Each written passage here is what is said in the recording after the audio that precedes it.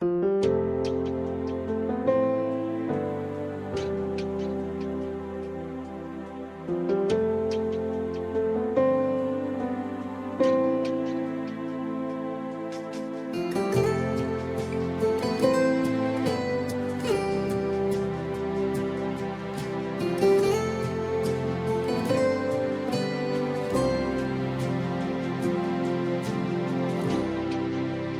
quero me ver da maneira que Deus me vê.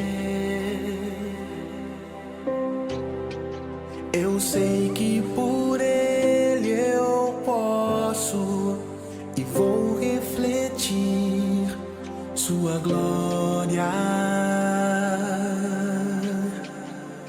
Deus me criou e a Sua imagem me expressou. Não posso afogar o Espírito que Deus soprou.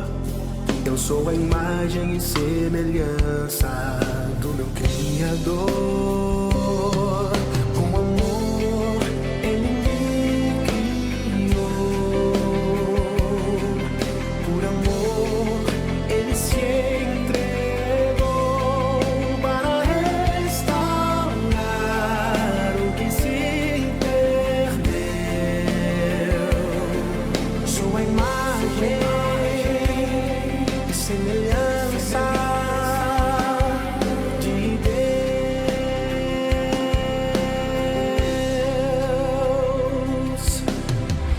A queda trouxe engano a respeito de quem sou, e a alma adoeceu, mudando a face do meu ser. E o reflexo da Trindade em mim se ofuscou. Mas abro meu coração pra uma restauração. Eu sou o que Deus me deu. Eu vejo a Sua glória em mim, e o que se perdeu Ele restaurou. Ele me amou.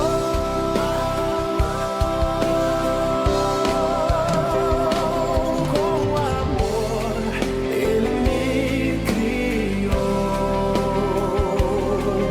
Por amor Ele se entregou para restaurar o que se perdeu. Sua imagem e semelhança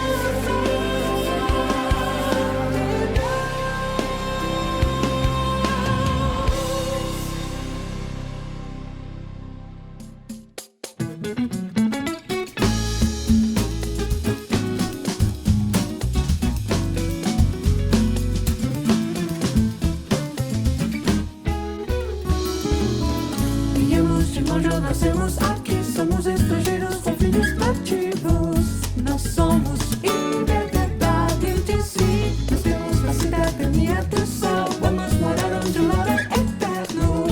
Nós somos identidade de si, em unidade adorando um só Deus, um só batismo e uma só fé. Estamos aqui na família IBWTC.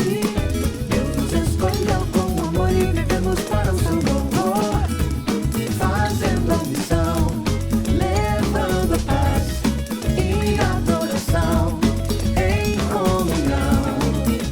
Somos família IBWTC, louvando a Deus nesta nação. Somos família IBWTC. Nós somos família Igreja Batista Brasileira de Washington, D.C. Sejam bem-vindos à Igreja Batista Brasileira de Washington, D.C. É uma alegria muito grande estar com vocês. É uma alegria poder participar de mais um encontro virtual. Eu não sei se você percebeu, minha voz está um pouco embargada hoje porque eu fui acometido de alergia. Não é Covid-19, Covid-19, graças a Deus. Fiquei bastante alérgico essa semana e minha voz ainda não voltou ao normal. Mas eu sou grato a Deus porque eu posso estar com vocês hoje e compartilhar esse tempo juntos de devoção ao nosso Pai. Espero que todos tenham chegado aí ao espaço da casa onde você está. Não sei se vocês estão na sala, se falta alguém da família, chame aí para que participamos todos juntos desse tempo de adoração ao nosso Pai eterno. Também, se você estiver só, eu quero convidar você a participar desse momento com alegria. É muito bom saber que você está aí conectado, conectada, que a palavra do Senhor habite ricamente no seu coração e que você experimente a paz que excede todo entendimento. Quero te convidar a participar desse próximo cântico de adoração ao Senhor e cante com intensidade da sua alma e devote a Deus todo louvor, toda adoração que a Ele é devido. Vamos fazer isso agora com toda a alegria do nosso coração.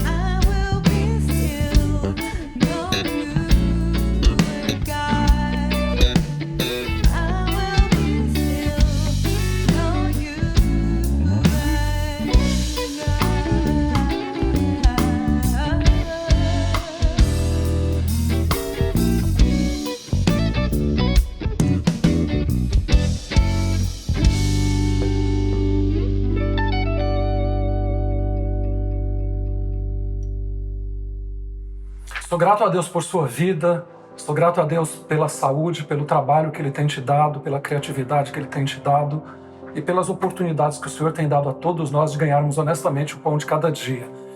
E, mais uma vez, a minha expressão de gratidão, de reconhecimento a todos vocês que têm participado, que têm contribuído com o trabalho da nossa igreja nesse tempo de pandemia, nesse tempo em que muitas pessoas estão sem trabalho ou estão trabalhando em suas casas. Eu sou grato a Deus porque nós temos um grupo de fiéis que tem mantido a sua fidelidade, e por causa disso nós podemos manter nosso trabalho aqui neste lugar, as pessoas que trabalham conosco, nossas responsabilidades financeiras, nós não atrasamos em nada, e graças a Deus por isso, graças à sua vida, à sua fidelidade, Deus tem te usado para isso. Para fazer a sua doação, basta acessar o nosso site www.ibbwdc.org e logo abaixo clique em Como Doar. Você poderá fazer a sua entrega de dízimos e ofertas com cartão de crédito, transferência bancária, mensagem de texto, ou também você pode enviar um cheque pelo correio para o nosso endereço que aparece logo abaixo. A qualquer momento durante o culto, você poderá direcionar a câmera do teu celular para o QR Code que aparece aqui na tela e você será direcionado diretamente para a página de como doar em nosso site, pelo navegador de internet do teu celular. Deus te abençoe.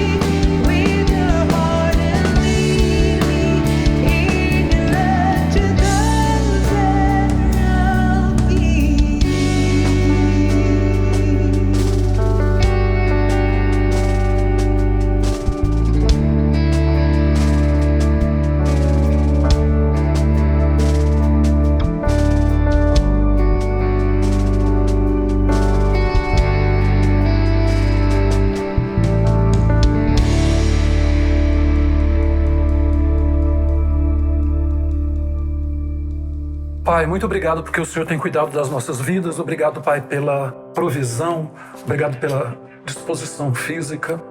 Obrigado pelo trabalho. Obrigado, Deus querido, pela alegria que temos de podermos contribuir com a casa do Senhor.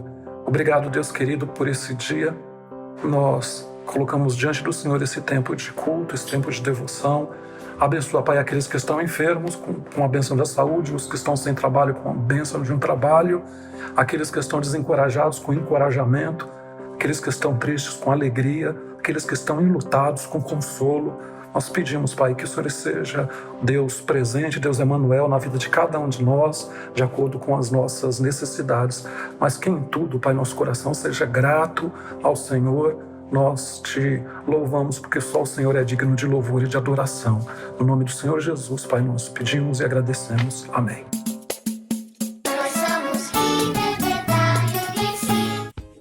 Quem tem o Filho tem a vida. Quem não tem o Filho de Deus não tem a vida. 1 João 5:12.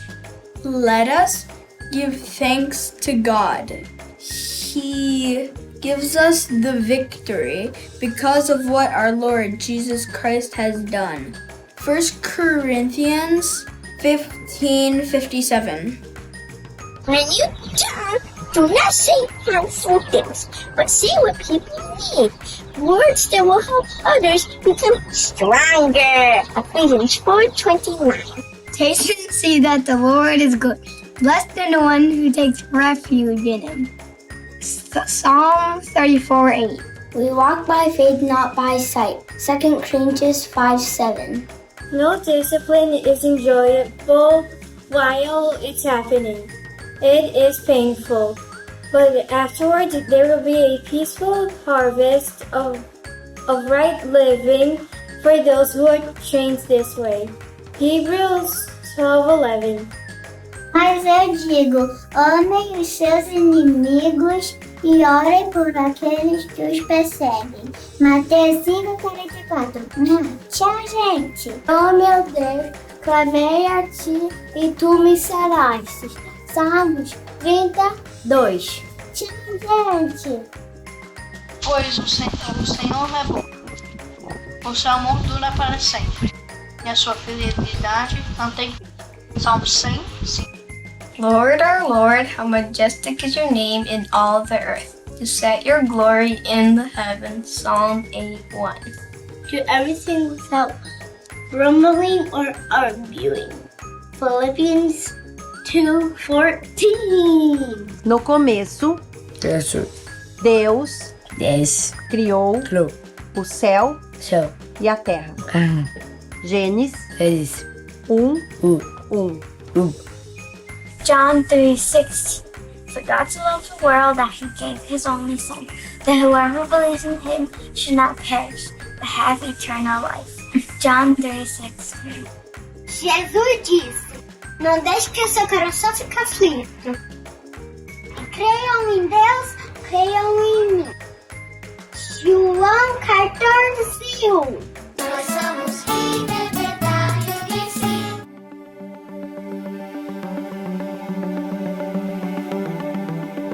Nós estamos então na segunda mensagem da nossa série Antivírus. Nós começamos com confiança em Deus, hoje nós vamos falar sobre otimismo diante das lutas. Eu não sei qual é a sua luta, eu não sei qual é o seu momento, mas eu quero te convidar a experimentar o poder da palavra de Deus na sua vida, diante das adversidades, diante do momento que você está vivendo.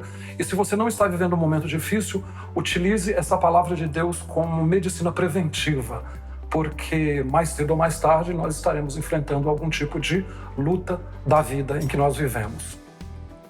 É impressionante como existem pessoas otimistas naturalmente e como tem pessoas que são naturalmente pessimistas. Existem pessoas que veem tudo errado no mundo. Tem pessoas que veem o copo meio vazio sempre. Agora, outras pessoas gostam de olhar com forma otimista para o copo e ver o copo sempre meio cheio. Onde é que você está no meio dessa situação? Nós vivemos nesse mundo cheio de notícias ruins, cheio de pessoas críticas, pessoas que estão desencorajando as outras. Eu quero te convidar hoje a experimentar um otimismo que vem de Deus e da sua palavra. Eu contei uma vez uma ilustração e eu quero repetir. É a história do abutre e do beija-flor. O abutre é uma ave que gosta de comer cadáver, corpos em decomposição. E ele essa ave acorda à procura disso, de corpos apodrecidos em putrefação. O beija-flor gosta de néctar, gosta do pólen, gosta de flor que depois vai produzir o mel. Então o beija-flor é essa ave. Então, naturalmente, algumas pessoas estão à busca de coisas estragadas, coisas ruins na vida, e outras, naturalmente, estão à busca de coisas boas, como o beija-flor, que vai à procura do pólen, que vai se transformar em mel. Então, eu gostaria que você, hoje, pensasse a respeito disso. Onde é que você se posiciona diante do mundo que nós estamos vivendo, diante das realidades que estão circulando ao nosso redor? E a palavra do Senhor é muito clara a respeito do desejo que Deus tem de que nós sejamos portadores de notícias boas. Por quê?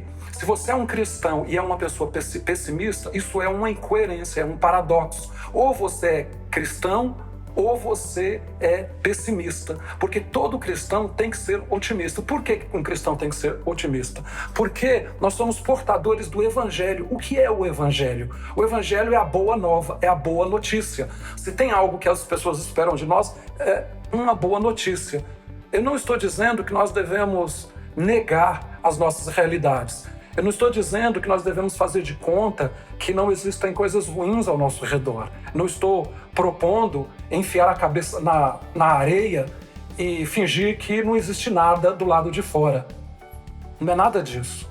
O que eu quero propor é que nós tenhamos olhos para enxergar as coisas boas que estão acontecendo.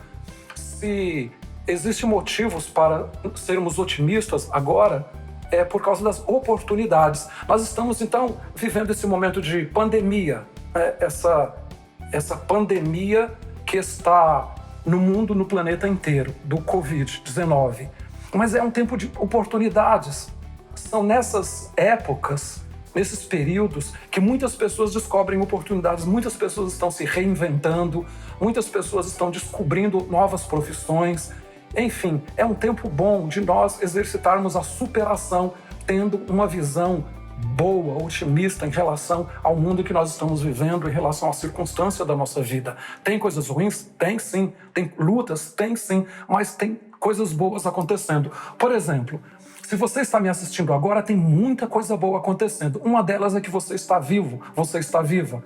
Então, se você é uma pessoa que está se sentindo agora entediada, certamente você é uma pessoa classe média alta, porque os pobres estão com fome, estão passando necessidade. Então, se você está me assistindo agora, você é uma pessoa privilegiada, você tem um aparelho eletrônico. Você é uma pessoa muito abençoada. Eu poderia alistar aqui muitos motivos para você estar dando graças a Deus e reclamando menos. Tem muitas pessoas que só reclamam, só criticam, tem coisas boas acontecendo. Então vamos ter olhos para sermos gratos em relação às coisas boas que Deus está fazendo em nossa vida.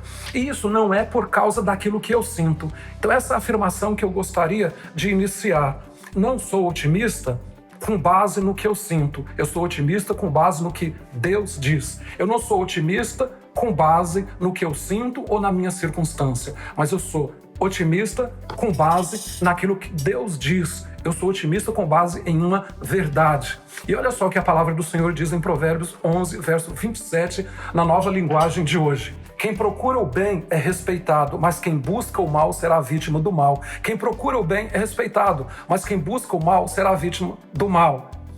Você tem que decidir o que você vai buscar. O outro provérbio, 23, 7, diz que você será, antes de mais nada, aquilo que você tiver projetado ser.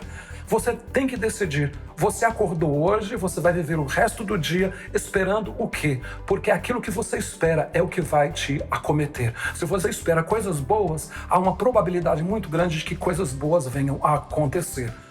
Isso não quer dizer que você não vá passar por coisas ruins, por momentos ruins, mas você pode ter aquela mesma postura do salmista no Salmo 30, quando ele disse que o choro pode durar uma noite. Sim, há momentos de choro, há momentos de lutas, há momentos de dificuldades. Só que ele não fica por aí, ele diz assim que a alegria vem pela manhã. Então tem lutas, tem dificuldades, mas tem a alegria, tem a vitória depois da luta. E eu gostaria que hoje nós examinássemos a palavra de Deus. Eu disse que o otimismo não é baseado naquilo que eu sinto, mas é baseado naquilo que Deus diz. Por causa disso, eu quero te convidar a ler comigo Romanos capítulo 8. Nós temos estudado Romanos todas as sextas-feiras e tem sido uma aventura muito grande, uma aventura maravilhosa estudarmos a palavra do Senhor nessa carta do apóstolo Paulo, escrita para a igreja de Roma, no começo da era cristã, no ano 57 aproximadamente.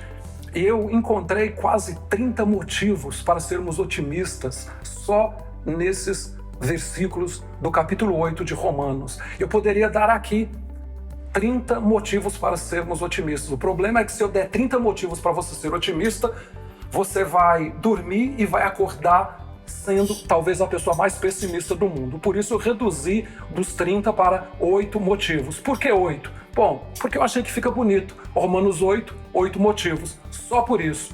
Mas 8 ainda é bastante para uma mensagem no tempo que nós temos. Por isso, a pregação de hoje vai ser um tipo de rajada de metralhadora. Eu vou te dar os 8 motivos para que você possa lembrar da palavra de Deus e você possa experimentar a palavra de Deus na sua vida diante dos motivos que você está vivendo. 8 razões por que sou otimista com base em Romanos capítulo 8. A primeira delas: meus pecados estão perdoados e minha eternidade é segura. Romanos 8, de 1 a 2 nos diz assim: portanto, agora já não há condenação para os que estão em Cristo Jesus, porque por meio de Jesus Cristo, a lei do Espírito de vida me libertou da lei do pecado e da morte. A primeira razão que nós temos para sermos otimistas é essa possibilidade de sabermos que os nossos pecados podem estar perdoados, essa possibilidade da vida eterna. Isso é algo incrível para cada um de nós. Se você é um cristão, se você entregou a vida para Jesus, esse texto começa falando portanto. E é muito interessante pensar que Romanos 8 vem depois do capítulo 7. Parece óbvio, só que aqui nós temos o auxílio das ciências integradas, o auxílio da aritmética. O que está escrito aqui tem tudo a ver com o que está escrito antes. Por causa do que está escrito no Romanos 7 é que o apóstolo Paulo começa falando portanto. Portanto, nenhuma condenação há. Portanto, o quê? Ele diz assim, lá antes, quando termina o capítulo 7, ele fala assim: maldito ou miserável homem que sou, quem me libertará desse corpo de morte? O apóstolo Paulo dá um grito de desespero, de angústia, por causa da realidade, da luta dele. Ele fala assim, da consciência que tem, da lei de Deus. Ele fala que, antes, no capítulo 6, que o bem que eu quero fazer, esse não faço, e que eu faço o mal que não deveria fazer. E aí, diante disso tudo, ele entra no capítulo 8 falando assim, que apesar disso tudo, nenhuma condenação há. Portanto, por causa disso, nenhuma condenação há para aqueles que estão em Cristo Jesus. E ele então começa nos falando sobre o primeiro motivo que temos para sermos otimistas: meus pecados estão perdoados. A circunstância é difícil, a circunstância é ruim. Eu poderia estar olhando para as coisas ruins do mundo caído, do mundo caótico, do mundo quebrado, do mundo de pecado, mas eu posso olhar com otimismo, porque os meus pecados podem ser perdoados e eu posso ter vida eterna diante de tudo que nos rodeia, de tudo que nos circunda nesse mundo. De tantos motivos para pessimismo, nós podemos ser otimistas. O segundo motivo: Jesus está à direita de Deus orando por mim. O versículo 34 nos diz: foi Cristo Jesus que morreu e mais, que ressuscitou e está à direita de Deus e também intercede por nós. Como é bom saber que tem alguém que se importa conosco. Você tem alguém que se importa com você? Seu pai, sua mãe, o seu pastor, um familiar, um amigo. É tão bom saber que existe alguém no mundo que ora por nós, que intercede por nós. O apóstolo Paulo, ele fala algo mais poderoso do que isso. Ele diz que Jesus faz isso, que Jesus Cristo intercede por nós. Ele está sentado à direita do Pai e intercede por nós. É bom pensar a respeito disso. Eu vou voltar mais adiante nesse ponto para nós pensarmos mais a respeito disso. Só que o fato de sabermos que Jesus Cristo continua sendo o nosso mediador o nosso intercessor diante do Pai, isso é algo libertador, é algo que enche nosso coração de otimismo, apesar de tanta coisa ruim, apesar de tanta notícia ruim, apesar de tanta crítica, de tanto negativismo. Saber que Jesus Cristo intercede por nós diante de Deus, isso é algo poderoso e algo muito libertador. Em terceiro lugar, terceira razão, a minha vitória futura é maior do que a dor atual. Olha o que o apóstolo Paulo diz: considero que os nossos sofrimentos atuais não podem ser comparados com a glória que em nós será revelada. Romanos 8, verso 18. Os sofrimentos atuais não podem ser comparados com a glória que em nós será revelada. Eu não quero subestimar, eu não quero minimizar a sua dor, o seu problema, a sua dificuldade. Eu não quero de forma alguma. Você pode falar assim, é fácil falar isso, o apóstolo Paulo era o apóstolo Paulo. Mas se você ver o apóstolo Paulo, se você olhar para a vida do apóstolo Paulo, você sabia que ele estava preso em Roma e escreveu as cartas da prisão? Lá na prisão em Roma, ele nunca foi a Roma como ele desejava ir visitar essa igreja que ele escreveu, mas ele foi como prisioneiro e lá ele foi decapitado. Mas dentro dessa prisão, ele escreveu a carta aos Filipenses, ao Filemon, aos Efésios e aos Colossenses, as famosas cartas da prisão, cartas lindas e extraordinárias, onde ele fala, por exemplo, nos Filipenses, ele fala numa carta que tem só 4 capítulos, ele fala muitas vezes sobre alegria. Como é que alguém pode passar por alegria estando preso e algemado em uma prisão domiciliar, em um calabouço, um lugar frio? Mas além disso, o apóstolo Paulo foi apedrejado, ele passou por naufrágios, ele foi escorraçado, ele foi posto para fora da cidade, ele foi picado por cobra. Se você olha pertinho, chega perto do apóstolo Paulo, você vai ver um homem ensanguentado, com hematomas, com infecções pelo corpo, passando por muitas dificuldades na sua vida. Ele fala que já aprendeu o segredo do contentamento. Tudo posso naquele que me fortalece. Ele diz, eu aprendi a comer, eu aprendi a passar fome. O apóstolo Paulo nos fala isso aqui nesse texto. Considero que os sofrimentos atuais não podem ser comparados com a glória que em nós será revelada. Esse homem que passou por tudo isso diz que a glória a ser revelada é muito maior do que os sofrimentos do presente. Essa visão, essa perspectiva da eternidade é algo que nos coloca em um estado de otimismo diante da vida.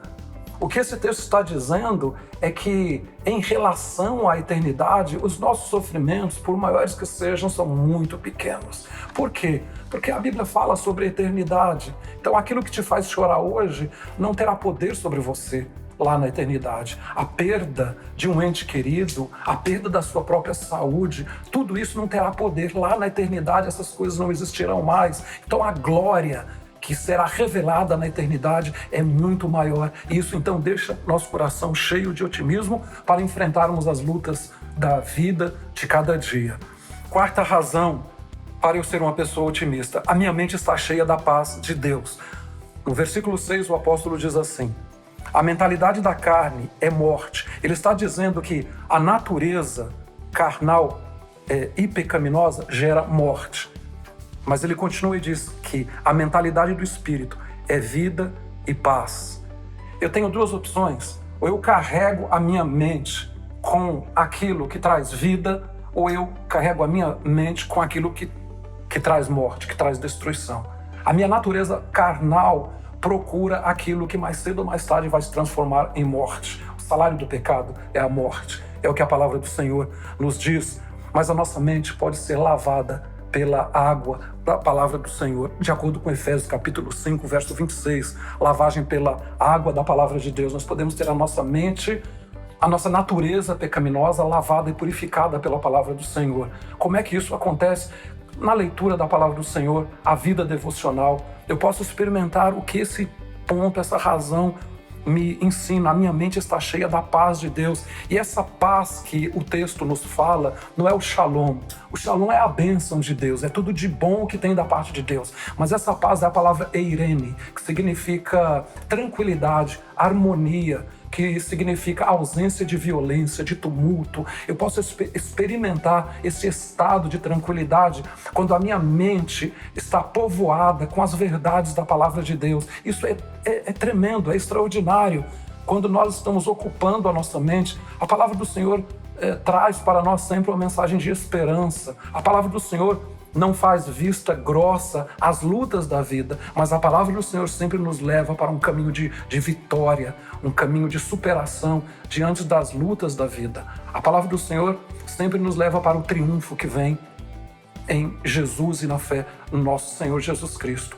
O meu desejo é que você seja um otimista e experimente a sua mente sendo cheia da paz que vem de Deus, da paz que vem do Senhor, que vem da palavra, do conteúdo da palavra do nosso Deus. A quinta razão: Deus está a meu favor. Se Deus é por nós, quem será contra nós? Saber que Deus está a meu favor é algo maravilhoso. Verso 31 e 33 nos diz assim: que diremos, pois, diante dessas coisas? Que coisas são essas? Tudo de ruim são as adversidades da vida, são os problemas e as lutas. Que diremos diante dessas coisas? Talvez você tenha pessoas contra você, conspirando contra você. Não apenas pessoas, mas circunstâncias conspirando contra você. Pode ser que o seu corpo tenha sido invadido por uma bactéria ou um vírus que está conspirando contra você, contra a sua saúde, contra a sua alegria, contra a sua felicidade, contra o seu otimismo. Mas eu gostaria de convidar você hoje a ter uma perspectiva diferente nesse momento, nessa circunstância, porque a palavra do Senhor diz assim: que diremos, pois, diante dessas coisas? Se Deus é por nós, quem será contra nós? Quem fará alguma acusação contra os escolhidos de Deus? É Deus quem os justifica. Como eu já disse antes, eu não quero minimizar, eu não quero subestimar a luta, a fragilidade, o momento em que você está passando. Mas eu quero dizer para você que tem alguém muito maior, muito superior a essa circunstância, que é o nosso próprio Deus. Eu quero te convidar a se refugiar, a realizar um exercício de fé e de confiança e de descanso nos cuidados do nosso Senhor. Sexta razão pela qual nós podemos ser otimistas diante dos momentos difíceis da vida, diante do mundo que nós estamos vivendo. O Espírito de Deus me ajuda na minha fraqueza. A palavra de Deus diz assim, verso 24: mas esperança que se vê não é esperança. Quem espera por aquilo que está vendo? Mas se esperamos o que não vemos, aguardamo-lo pacientemente. Possivelmente alguns de vocês estejam vivendo essa realidade, esperando o que ainda não está vendo. Aguardamo-lo pacientemente. Da mesma forma, o Espírito nos ajuda em nossa fraqueza. Esse texto está dizendo duas coisas. A primeira delas é que o Espírito nos ajuda. Significa que nós não estamos sozinhos. Nós temos o Espírito do Senhor que está conosco e nos ajuda. E a segunda verdade que esse texto nos diz é que nós não somos perfeitos. Nós somos falhos e nós somos fracos. E se você está num momento de fragilidade, não finja que você é uma pessoa forte. Reconheça a sua fraqueza. Reconheça talvez a necessidade de você pedir conselho, de você procurar ajuda de uma pessoa. Reconheça a necessidade de você procurar um médico nesse momento, de procurar um psicólogo, de procurar alguém que possa te ajudar nesse momento. Por quê? Porque o texto fala sobre nossa fraqueza. Não sei qual é a sua fraqueza, eu sei que seja lá qual for a sua fraqueza, nós temos alguém que se importa conosco. Ainda que você não tenha alguém humano que se importa com você, a palavra do Senhor nos garante que o Espírito de Deus nos assiste, nos ajuda diante das nossas fraquezas. Então, essa é mais uma razão pela qual nós podemos e devemos ser otimistas no meio de tantas razões até que teríamos para sermos negativos. E a sétima razão: Deus está trabalhando todas as coisas na minha vida para o bem. Sabemos que Deus age em todas as coisas para o bem daqueles que o amam, dos que foram chamados de acordo com o seu propósito. Romanos 8, verso 28. Se você continuar lendo, se você ler o verso 28 do texto que está aqui, você vai ver que a palavra do Senhor nos diz que nós fomos chamados para sermos conformes à imagem do seu Filho. Ou seja, sabemos que Deus age em todas as coisas para o bem daqueles que o amam, dos que foram chamados de acordo com o seu propósito. Qual foi o propósito? Sermos conformes à imagem do seu Filho. Todas as coisas contribuem para o quê? Não é para que dê tudo certo na nossa vida. O texto não está dizendo isso, não. O texto está dizendo que todas as coisas contribuem para que nós estejamos sendo forjados, para nos tornarmos parecidos com o nosso irmão primogênito, que é o Senhor Jesus Cristo. E é exatamente essa palavra que aparece aqui no texto, se você ler o capítulo todo de Romanos 8. O objetivo de Deus é nos tornar, é fazer com que sejamos cada vez mais parecidos com Jesus Cristo. Então Deus está trabalhando todas as coisas da nossa vida para causar esse bem em mim, esse bem em você. Então, olha, seja lá qual for o momento que você está vivendo, momento bom ou momento ruim, o que Deus quer é utilizar isso para que o seu caráter, para que a sua performance cristã seja cada vez mais parecida com o nosso Senhor Jesus Cristo, para que o fruto do Espírito possa ser visto em sua vida. Então, aproveite esse momento para que o Espírito de Deus possa estar ministrando e trabalhando na sua vida. E em último lugar, a palavra do Senhor nos diz que nada pode me separar do amor de Deus que está em Cristo Jesus. Isso está nos versículos 38 e 39.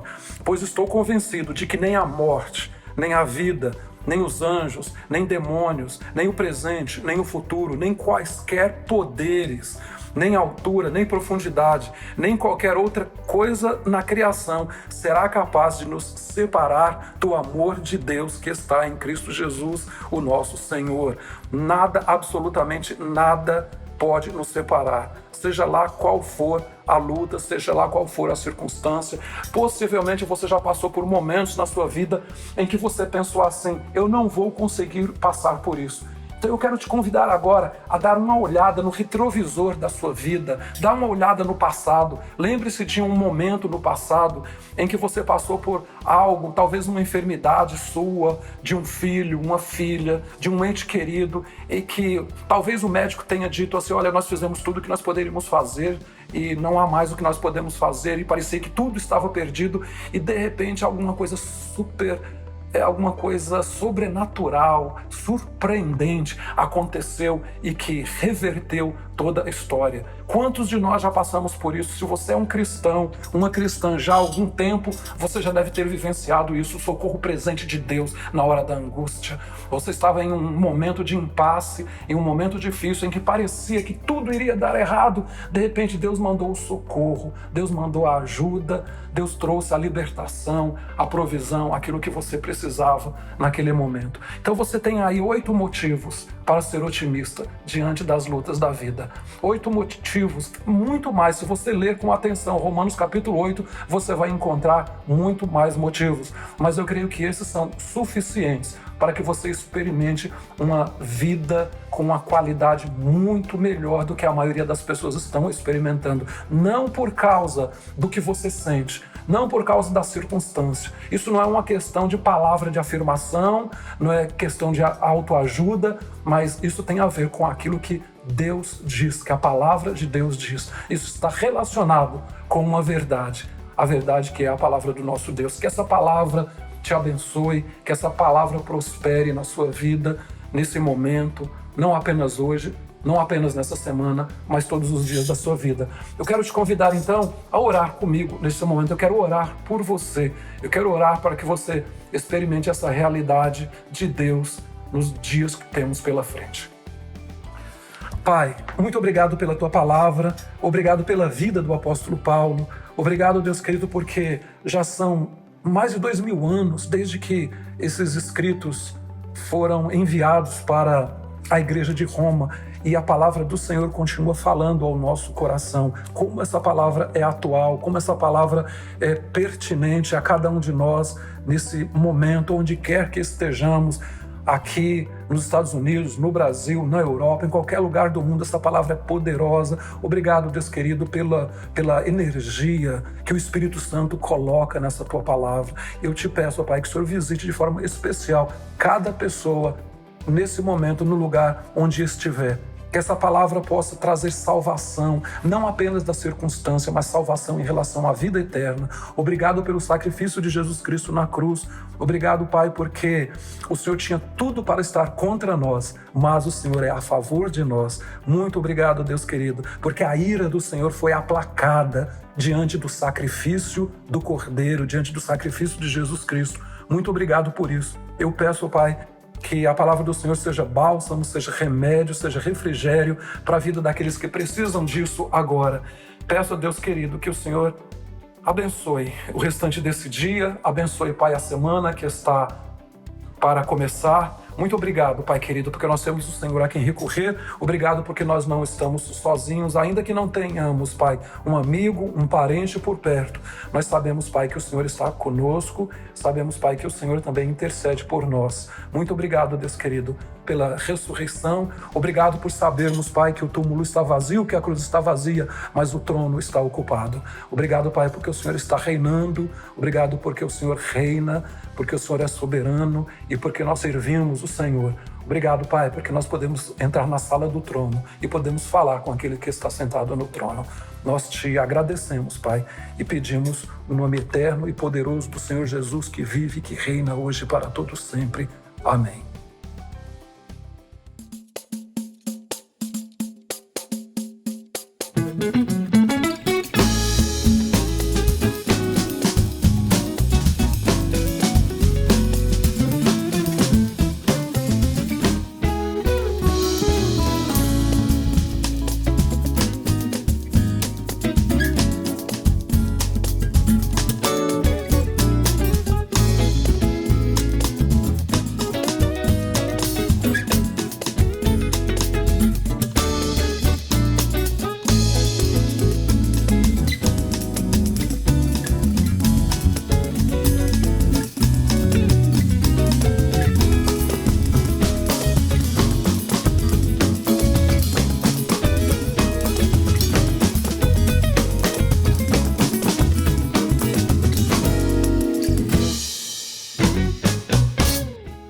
Espero que você tenha gostado do encontro de hoje, que você tenha sido abençoado.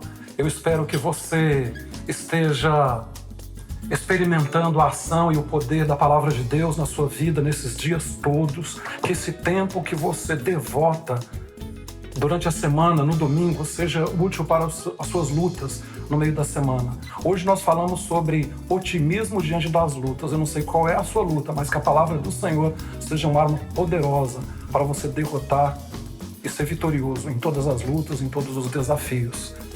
Que o amor de Deus, o Pai, a graça e a paz do Senhor Jesus Cristo, a comunhão e as consolações do Espírito Santo sejam sobre a sua vida, sobre a sua família, sobre a nossa igreja e sobre toda a igreja do Senhor espalhada sobre a face da terra, agora e para todos sempre. Amém. Somos família, Igreja Batista Brasileira de Washington, D.C.